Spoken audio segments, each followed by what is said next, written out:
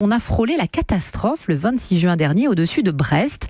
Un avion de ligne a momentanément disparu des radars à cause d'une panne du système de contrôle aérien. C'est ce que vous nous révélez ce matin, Daniel Fortin. Une crise de plus, une crise de trop qui secoue cette fois sérieusement une corporation très critiquée.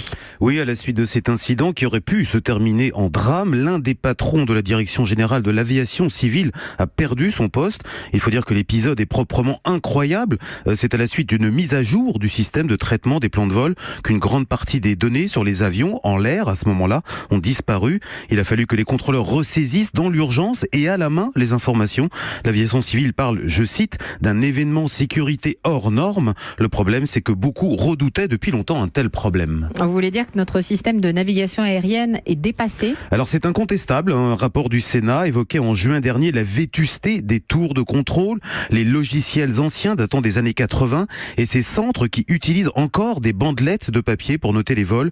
Le pire, c'est qu'on a dépensé 2 milliards d'euros pour moderniser le système, mais c'est insuffisant. Sans même parler des risques d'accident, ce sont les retards qui s'accumulent. Ils pourraient toucher 40% des vols en juillet. Il paraît urgent de faire quelque chose, car aujourd'hui, les 3500 contrôleurs français n'arrivent plus à faire face à la hausse du trafic.